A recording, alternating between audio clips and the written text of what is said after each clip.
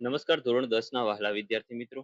આજે આપણે આ વિડિયો લેક્ચરની અંદર તમારા વિજ્ઞાન વિષયનો પાઠ નંબર 5મો છે જૈવિક ક્રિયાઓ, એમનું સંપૂર્ણ એટલે સંપૂર્ણ સ્વાધ્યાય સોલ્યુશન આ વિડિયો લેક્ચરમાં આપણે જોવાના છીએ. સાથે સાથે એક નાનકડી વાત કરી દઉં, નીચે ડિસ્ક્રિપ્શન બોક્સની અંદર એક પ્લેલિસ્ટની લિંક આપેલી છે, ત્યાંથી તમે અન્ય વિષય તથા આ જ વિષયના તમામ સ્વાધ્યાયના સોલ્યુશન મેળવી શકો છો. અને પીડીએફ જોઈતી હોય તો એમના માટે પણ લિંક આપેલી છે. પહેલું છે, મનુષ્યમાં મૂત્રપિંડ એ ખાલી જગ્યા સાથે સંકળાયેલા એક તંત્રનો ભાગ છે. તો મૂત્રપિંડ છે એ ઉત્સર્જન સાથે સંકળાયેલો એક ભાગ છે. બીજું, વનસ્પતિઓમાં જલવાહક ખાલી જગ્યા માટે જવાબદાર છે, તો પાણીના વહન માટે જવાબદાર છે. ત્રીજું, સ્વયંપોષી માટે ખાલી જગ્યા આવશ્યક છે, તો સ્વયંપોષી માટે ઉપરના બધા જ આવશ્યક છે, કાર્બન ડાયોક્સાઇડ તથા પાણી, સૂર્યપ્રકાશ અને ક્લોરોફિલ. જો આમાંથી કોઈ પણ એક ઘટતું હોય તો સ્વયંપોષી જે પ્રાણીઓ છે અથવા સજીવો છે તે પોતાનું પોષણ મેળવી શકશે નહીં. જો કે સજીવોમાં વનસ્પતિ એક જ સ્વયંપોષી છે અને અમુક પ્રકારની લીલ છે તથા અમુક પ્રકારના બેક્ટેરિયા છે. ત્યાર પછી ચોથું છે, ખાલી જગ્યામાં પાયરુવેટના વિઘટન થવાથી કાર્બન ડાયોક્સાઇડ, પાણી અને ઉર્જા ઉત્પન્ન થાય છે, તેમાં આવશે કણાભ સૂત્ર. શું આવશે? કણાભ સૂત્ર. પાંચમું છે, આપણા શરીરમાં ચરબીનું પાચન કેવી રીતે થાય છે? આ પ્રક્રિયા ક્યાં થાય છે? તો પિત્ત રસના પિત્ત ક્ષારો ચરબીના મોટા ગોલકોને વિખંડિત કરી નાના નાના ગોલકોમાં રૂપાંતરિત કરે છે. આ ક્રિયાને તૈલોદીકરણની ક્રિયા કહેવામાં આવે છે. સ્વાદુ રસનો લાઇપેજ તૈલોદીકૃત ચરબીનું પાચન કરે છે અને અંતે આંતરરસના લાઇપેજ વડે ચરબીનું ફેટી એસિડ અને ગ્લિસરોલમાં રૂપાંતરણ થાય છે. આ પ્રક્રિયા નાના આંતરડામાં થાય છે. ત્યાર પછી છઠ્ઠો પ્રશ્ન છે, ખોરાકના પાચનમાં લાળ રસની ભૂમિકા શું છે? તો લાળ રસમાં એમાઇલેઝ એટલે કે ટાઇલિન નામનો ઉત્સેચક હોય છે. તે ખોરાકના સ્ટાર્ચનું શર્કરામાં રૂપાંતરણ કરે છે, જે એક જટિલ કાર્બોદિત પદાર્થ છે, જે લાળ રસના એમાઇલેઝ એટલે કે ટાઇલિન નામના ઉત્સેચક દ્વારા માલ્ટોઝ એટલે કે શર્કરામાં રૂપાંતરણ પામે છે. સાતમો પ્રશ્ન છે, સ્વયંપોષી પોષણ માટે જરૂરી પરિસ્થિતિઓ કઈ છે અને તેની નિપજો કઈ છે? તો સ્વયંપોષી પોષણ માટે જરૂરી પરિસ્થિતિ ક્લોરોફિલની હાજરી છે, પ્રકાશ શક્તિનું શોષણ છે, પાણીના અણુનું વિઘટન અને કાર્બન ડાયોક્સાઇડનું કાર્બોદિતમાં રિડક્શન છે. ત્યાર પછી નિપજોની વાત કરીએ તો ગ્લુકોઝ મળે, કાર્બોદિત મળે અને ઓક્સિજન વાયુ મળે છે. ઓકે. ત્યાર પછીની વાત કરીએ તો જારક અને અજારક શ્વસન વચ્ચે શું તફાવત છે અને કેટલા સજીવોના નામ આપો કે જેમાં અજારક શ્વસન થતા હોય? તો જારક શ્વસન આ ક્રિયામાં ઓક્સિજનનો ઉપયોગ થાય છે, જ્યારે અજારક શ્વસનની અંદર ઓક્સિજનનો ઉપયોગ થતો નથી. જારક શ્વસનના અંતે કાર્બન ડાયોક્સાઇડ અને પાણી ઉત્પન્ન થાય છે, જ્યારે અજારક શ્વસનના અંતે પ્રાણીજન્ય માધ્યમમાં લેક્ટિક એસિડ અને વનસ્પતિજન્ય માધ્યમમાં ઇથેનોલ અને પાણી ઉત્પન્ન ઓક્સિજન વાયુ, કાર્બન ડાયોક્સાઇડ વાયુ ઉત્પન્ન થાય છે. ત્યાર પછી એમની અંદર ત્રીજો મુદ્દો છે કે ભાઈ જે અજારક શ્વસન છે એ ક્રિયામાં ગ્લુકોઝના અણુનું સંપૂર્ણ દહન થાય છે, જારક શ્વસનમાં થાય છે અને ગ્લુકોઝના એક અણુમાંથી ઘણી વધારે ઉર્જા મુક્ત થાય છે, જ્યારે અજારક શ્વસનમાં ક્રિયામાં ગ્લુકોઝના અણુનું અપૂર્ણ દહન થાય, તેથી ગ્લુકોઝના એક અણુમાંથી ખૂબ ઓછી ઉર્જા મુક્ત થાય છે.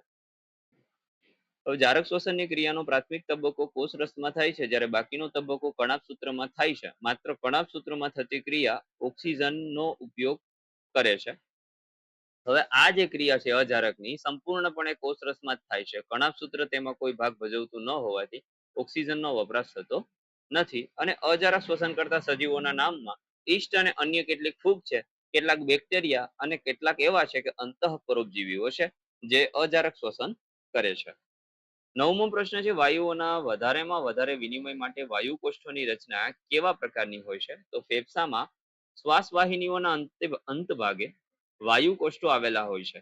તેઓ ફુગ્ગા જેવી રચના ધરાવે છે. તેમની પાતળી દિવાલ પર રુધિર કેશિકાઓની વિસ્તૃત જાળીરૂપ ગોઠવણી વાયુઓના વધારેમાં વધારે વિનિમય માટે વિસ્તૃત સપાટી પૂરી પાડે છે. 10મું છે, આપણા શરીરમાં હિમોગ્લોબિનની ઉણપને પરિણામે શું થઈ શકે? તો આપણા શરીરમાં જો હિમોગ્લોબિનની ઉણપ હોય તેના પરિણામે રોગકારક અવસ્થાને પાંડુ રોગ એટલે કે એનિમિયા નામનો રોગ થાય છે.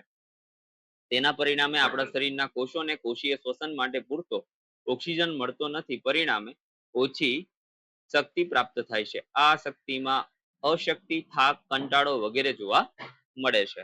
11મો પ્રશ્ન છે, મનુષ્યમાં રુધિરના બેવડા પરિવહનની વ્યાખ્યા આપો, તે શા માટે જરૂરી છે? તો મનુષ્યના દરેક ચક્ર દરમિયાન રુધિર હૃદયમાંથી 2 વખત પસાર થાય છે તેને રુધિરનું બેવડું પરિવહન કહેવાય છે. વિવિધ અંગોમાંથી એકત્ર થતું ઓક્સિજન વિહીન રુધિર અંતે મહાશિરા દ્વારા જમણા કર્ણકમાં આવે છે. ત્યાંથી જમણા ક્ષેપક દ્વારા રુધિર ફેફસામાં લઈ જવામાં આવે છે. ફેફસામાંથી ઓક્સિજન યુક્ત રુધિર ડાબા કર્ણકથી ડાબા ક્ષેપક અને અંતે મહાધમની દ્વારા અંગો તરફ જાય છે. મનુષ્ય શરીરની વધુ ઉર્જાની જરૂરિયાત માટે ઓક્સિજનનો વધુ કાર્યદક્ષ પુરવઠો શરીરને પૂરો પાડવા બેવડું પરિવહન જરૂરી છે. 12મો પ્રશ્ન છે જલવાહક અને અનવાહકમાં પદાર્થોના વહન વચ્ચે શું તફાવત? તો પેલા જલવાહક જોઈએ કે પાણી અને ખનિજ સારોનું વહન કરે, જ્યારે અનવાહક છે મુખ્યત્વે સુક્રોઝ કાર્બોદિત સ્વરૂપે ખોરાકનું સ્થળાંતર થાય છે. જલવાહકમાં તેમાં વહન માટે બાષ્પોત્સર્જનથી સર્જાતું ખેંચાણ બળ મુખ્ય પ્રેરક છે, જ્યારે અનવાહકમાં સ્થળાંતર માટે આશ્રુતિ દબાણ જવાબદાર છે. જલવાહકમાં દ્રવ્યોના વહન માટે સામાન્ય રીતે એટીપી નો ઉપયોગ થતો નથી, જ્યારે અહીંયા અન્નવાહકના સ્થળાંતર માટે એટીપી નો ઉપયોગ થાય છે. જલવાહિની અને જલવાહિનીકી વહનમાં સંકળાયેલ હોય છે, જ્યારે ચાલની નલિકા અને સાથી કોષો સ્થળાંતરમાં સંકળાયેલા હોય છે અન્નવાહકમાં. 12મો પ્રશ્ન છે ફેફસામાં વાયુકોષ્ઠની અને મૂત્રપિંડમાં મૂત્રપિંડ નલિકાની રચના અને તેઓની ક્રિયાવિધિની તુલના કરો. તો વાયુકોષ્ઠ જોઈએ તો તે ફેફસાની રચનાનો કાર્યાત્મક એકમ છે, જ્યારે મૂત્રપિંડ નલિકા એ મૂત્રપિંડની રચનાનો કાર્યાત્મક એકમ છે. વાયુકોષ્ઠ શ્વાસનળીઓના છેડે આવેલી ફુગ્ગા જેવી રચના છે, જ્યારે મૂત્રપિંડ તે લાંબી ગૂંચળામય નલિકા જેવી રચના છે. તેના અગ્રભાગે બાઉમેનની કોથળીઓ આવેલી છે. વાયુકોષ્ઠ તે શ્વસન વાયુઓની આપલે માટેની સપાટી પૂરી પાડે તથા તેની દિવાલ પર રુધિર કેશિકાઓની વિસ્તૃત જાળીરૂપ રચના હોય છે. મૂત્રપિંડ નલિકાની વાત કરીએ તો તે રુધિરનું ગાળન કરી નાઇટ્રોજન યુક્ત ઉત્સર્ગ દ્રવ્યો દૂર કરે છે. તેમાં બાઉમેનની કોથળી ભાગે રુધિર કેશિકાનો ગુચ્છ અને નલિકામય ભાગે રુધિર કેશિકાની ઝાડ આવેલી હોય છે. તો મિત્રો આ હતું સંપૂર્ણ એટલે સંપૂર્ણ આપણા પાઠનું સ્વાધ્યાય solution. Thank you for watching. જો તમને વિડીયો લેક્ચર પસંદ પડ્યું હોય તો લાઈક કરી દેજો, તમારા મિત્રોથી શેર કરી દેજો, આપણી ચેનલને સબસ્ક્રાઇબ કરી બાજુનું બેલ આઇકન પ્રેસ કરી દેજો.